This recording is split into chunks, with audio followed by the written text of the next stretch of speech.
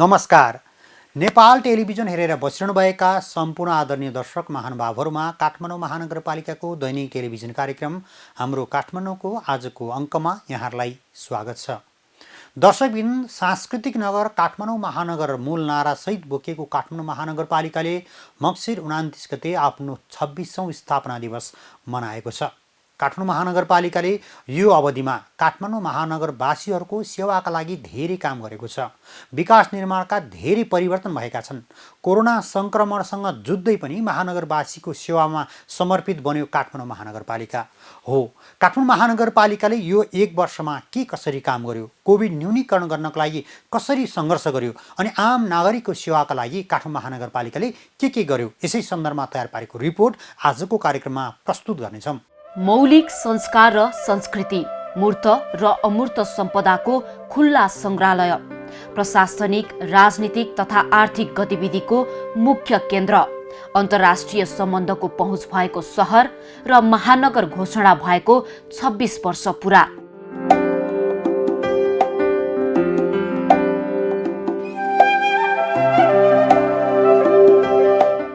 विक्रम सम्वत 2052 मङ्सिर 29 गते नेपालको पहिलो महानगरको रूपमा स्थापना भएको काठमाडौँ महानगरपालिकाले 25 वर्ष पार गरी 26औं वर्षमा प्रवेश गरेको छ। पटक पटक भएको राजनीतिक परिवर्तनको साक्षीको रूपमा रहेको काठमाडौँ महानगरपालिका मुलुककै राजधानी पनि हो। मुलुककै अगुवा स्थानीय तहको रूपमा रहेको यस काठमाडौँ महानगरपालिकाले 1.5 दशक जनप्रतिनिधिविहीन अवस्थादेखि सङ्घीय संरचना अनुरूप स्थानीय सरकारका रूपमा वर्तमान स्वरूप प्राप्त गरेको हो। 77 वटै जिल्लाका मानिसहरू बसोबास गर्ने काठमाडौँ महानगरपालिकाले गरेका जुनसुकै कामको चर्चा र बहस समग्र नेपालभर नै हुने गर्दछ। त्यसको सिको अन्य स्थानीय तहले पनि गर्ने गरेको पाइन्छ। नगरपालिकाबाट महानगर भएको 25 वर्षको अन्तरालमा यसले विकासका धेरै परिवर्तनहरू गरिसकेको छ। हामी निर्वाचित भइसकेपछि हामीले चुनावी घोषणा पत्र अनुसार र घोषणापत्रमा नभएका धेरै कुरालाई समेटेर काम गरिसकेका छौँ। चुनावी घोषणापत्र तयार गर्दाखेरि पार्टीको मात्र चुनाव घोषणा थियो। चुनाव जितिसकेपछि अन्य पार्टीका राम्रा कुराहरू र त्यो बेला हामीले समेट्न नसकेका जनअपेक्षाका कामलाई पनि समेटेर हामीले धेरै काम हामीले गरिसकेका छौँ, गरिरहेका पनि छौँ। काठमाडौँ महानगरको भूगोल सानो छ तर जनसङ्ख्या अत्याधिक छ। यहाँ बस्तीहरू अव्यवस्थित भएकाले हरियाली र खुल्ला स्थानको अभाव छ।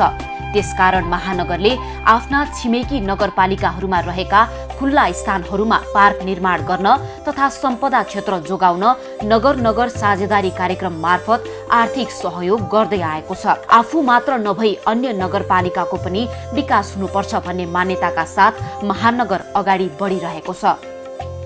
त्यसैगरी विभिन्न मुलुकका नगरपालिकासँग भगिनी सम्बन्ध स्थापना गरेको काठमाडौँ महानगरपालिकाले पहिलो पटक मुलुकभित्रको नवलपरासी जिल्लाको रामग्राम नगरपालिकासँग भगिनी सम्बन्ध पनि स्थापना गरिसकेको छ।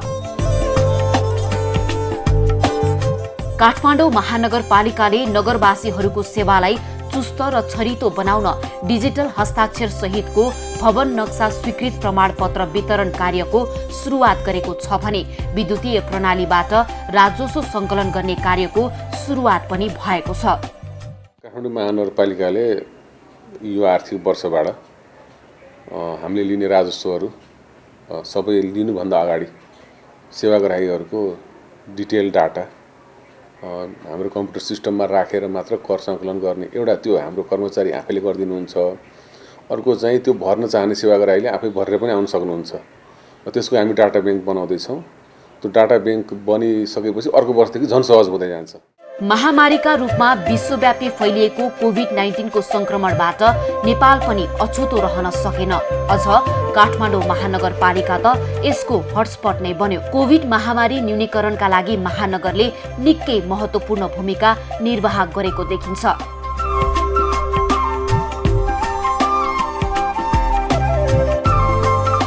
कोभिड महामारीकै बीच काठमाडौँ महानगरपालिकाले आर्थिक वर्ष 2077-78 को सूत्र प्रणालीमा आधारित बजेट कार्यान्वयनमा ल्यायो। कोभिड-19 को असर, त्यसको रोकथाम र यसबाट पर्न सक्ने प्रभावको न्यूनीकरणका लागि विशेष कार्यक्रम सहित कार्यालय भवनको निर्माण, मेगा हल निर्माण, सार्वजनिक जग्गा संरक्षण, पार्क निर्माण तथा हरियाली प्रवर्धन, नदी नियन्त्रण तथा कोरिडोर निर्माण, शहरी यातायात व्यवस्थापन जस्ता कार्यक्रम बजेट विनियोजनका प्राथमिक क्षेत्रमा परेका छन्। गत 1 वर्षमा आयोगले सम्पदामा आधारित पर्यटन व्यवसायलाई प्रवर्धन गर्ने, उद्यमशीलतामा आधारित रोजगारी सृजना गर्ने र विभिन्न संस्थाहरूसँग साझेदारी गर्दै अगाडि बढ्ने योजना बनाएको छ। काठमाडौँलाई बिजनेस हबको रूपमा स्थापना गर्ने कार्य अगाडि बढाएको छ भने मेयर्स रिसर्च फेलोशिप कार्यक्रम अन्तर्गत महानगरपालिकासँग सम्बन्धित विभिन्न विषयमा अध्ययन गर्न 10 जना विषयगत अध्ययनकर्तासँग सम्झौता पनि गरिसकेको छ। आयोगले गरेका अन्य महत्त्वपूर्ण कामहरूका विषयमा थप जानकारी दिनुहुँदै आयोगका उपाध्यक्ष सरोज बस्नेत यस्तो बताउनुहुन्छ। हामीले गत वर्ष यो युएनडीपी संयुक्त राष्ट्र सङ्घ विकास परियोजना सँग सहकार्य गरेर काठमाडौँ बिजनेस हब भन्ने एउटा कन्सेप्टलाई अगाडि लिएर आयौँ, जसमा एउटा नवप्रवर्धनमा आधारित, इनोभेसनमा आधारित एउटा युवाहरूलाई उद्यमशीलतातर्फ अगाडि बढाउनको लागि एउटा प्लेटफर्म क्रिएट गर्ने भनेर काठमाडौँ बिजनेस हब सुरु गर्न लागेका छौँ र त्यसको बारेमा झन्डै 8-9 महिना अगाडिदेखि हामीले बृहत यसको एउटा अध्ययन गरेर यसको रूपरेखा र यसको एक्सन प्लान तयार पारेर अब यो बिजनेस हब अगाडि बढ्ने सिलसिला सुरु भएको छ। यस्तै महानगरपालिका क्षेत्रभित्र रहेका 91वटा सामुदायिक विद्यालयहरूमा रङरोगन लगायतका भौतिक पूर्वाधार सुधारका कामहरू पनि महानगरले सम्पन्न गरेको छ।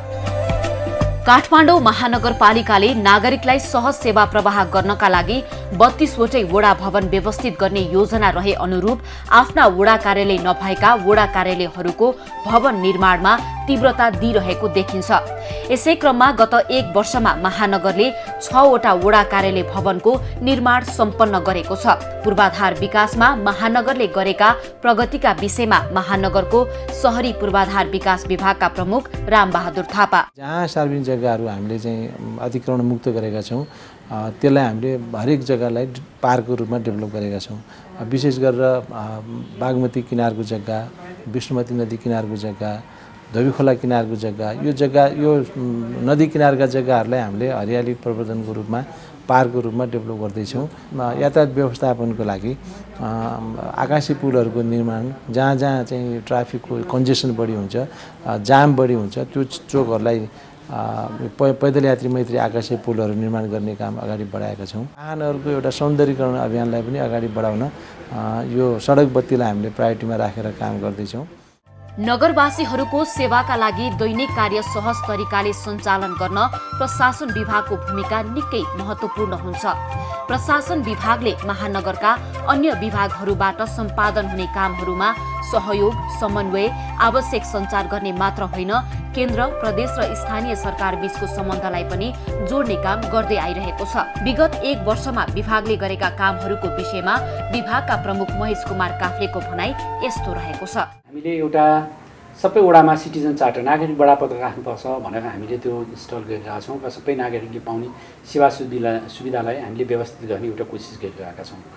र उहाँहरूका गुनासाहरू अझै यति गर्दा गर्दै पनि गुनासाहरू आउन सक्छन् भनेर हामीले जुन 1180 अहिले हामीले चलाइरहेका छौँ त्यसलाई पनि हामीले त्यसको अझ बढाउने, यसको सुविधा चाहिँ बढाउने भनेर हामीले हाम्रो वेबसाइटमै च्याट बोर्डको व्यवस्थापन गर्नलाई अहिले हामीले लगाइसकेका छौँ। त्यो आइदियो भने उहाँहरूले चाहिँ तुरुन्त हामीले कहाँ जाने, कसलाई सोध्ने, के डकुमेन्ट लिएर जाने भन्ने उहाँले भर्खरले उहाँले थाहा पाउनुहुन्छ। त्यो तपाईँले च्याटमा बसेर सोधिरहनु पर्ने अवस्था हुँदैन। अहिले चाहिँ ठ्याक्कै हामीले फोकस गरेको चाहिँ यी दुईवटा विषय, यो कोभिडको टाइममा पनि आएका हामीले गुनासाहरू कतिपय चाहिँ दिन सकेनौँ, जवाफ दिन सकेनौँ, सही उहाँहरूलाई चाहिँ रेस्पोन्स हुन सकेन भन्ने कुरालाई चाहिँ हामीले फोकस गरेर त्यो च्याट बोर्ड ल्याउँदैछौँ। यस्तै प्रशासन विभाग अन्तर्गतको मानव संसाधन विकास महाशाखाले कर्मचारीको नियुक्तिदेखि सेवा निवृत्ति भरणसम्मका सम्पूर्ण कामहरू गर्दै आइरहेको छ। महाशाखाले जनप्रतिनिधि तथा कर्मचारीहरूलाई तालिम, प्रशिक्षण र क्षमता अभिवृद्धिका काम गर्नुका साथै कर्मचारीहरूका गुनासा सुन्ने तथा व्यवस्थापन गर्ने काम पनि गर्दै आइरहेको छ। बजेट नीति तथा कार्यक्रमको योजना र हाम्रो यो तालिम क्यालेन्डर भन्दा चाहिँ कमै भएको छ अहिले, किन भन्दाखेरि परिस्थितिले कोभिड-19 को कारणले यो भयो र देशमा चाहिँ हामीले विभिन्न खालका जस्तो बजेट नीति कार्यक्रम अनि सामाजिक भत्ता सम्बन्धी सेवाकालीन कर्मचारीलाई दिनुपर्ने र विभिन्न किसिमका वातावरण सम्बन्धी पनि हामीले तालिम दियौँ। त्यसमा जनप्रतिनिधि कर्मचारी दुवैलाई चाहिँ बराबरी रूपमा हामीले दिएका छौँ।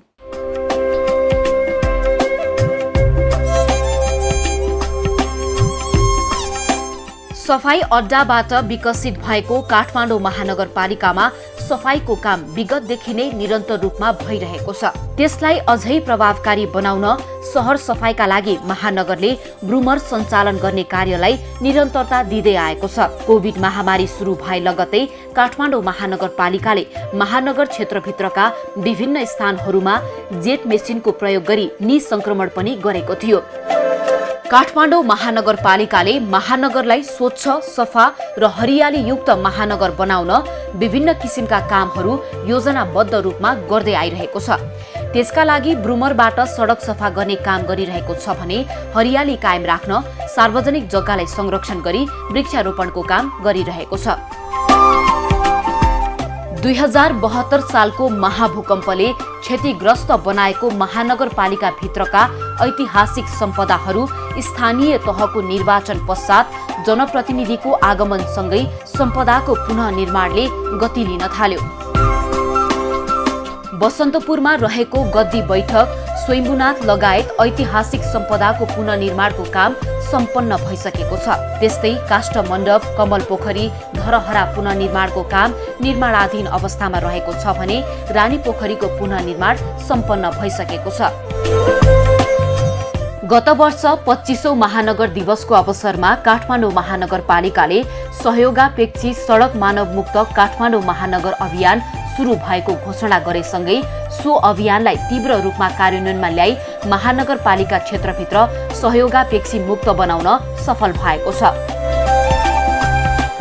बाहिरबाट हेर्दाखेरि यो राजधानी सहर पनि भएको नाताले यहाँका व्यक्तिहरू सबै सम्पन्न छन् भन्ने किसिमको जुन बुझाइ थियो, तर त्यति हुँदा हुँदै कतिपय ठाउँमा सडकमा अव्यवस्थित रूपमा अमानवीय रूपमा बेसिरहेका व्यक्तिहरू हामीले भेटायौँ।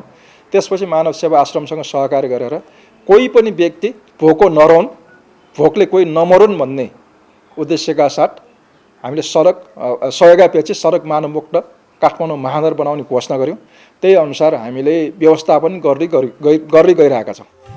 विगतका सफल अभ्यासको निरन्तरता, प्राप्त उपलब्धिको संस्थागत अभिलेखीकरण र आगामी नयाँ कार्यक्रम सहित प्राकृतिक भूगोलमा मानव सृजित सम्पदा सहितको सहरलाई आधुनिकताका पक्षबाट उपभोग गर्ने दिशामा महानगरको नेतृत्व अपेक्षा गरिएको देखिन्छ। महानगर दिवसको अवसरमा महानगरवासीहरूलाई शुभकामना दिनुहुँदै महानगर प्रमुख साक्यले महानगरवासीसँग हातेमालो गर्दै अगाडि बढ्ने बताउनुहुन्छ।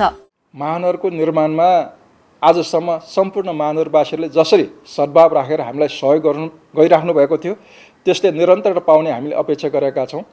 र कोरोनाको जोखिम आइसकेपछि महानगरवासीहरूले लकडाउनको अवस्थामा र लकडाउन खुकुलो भइसकेको अवस्थामा पनि जसरी कोरोनाको कहर, कोरोनाको जोखिम कम गर्नको लागि सहयोग गर्नुभएको थियो, भोलिका दिन पनि त्यस्तै किसिमको सहयोग पाउने अपेक्षा काठमाडौँ महानगरपालिकाले गरेको छ।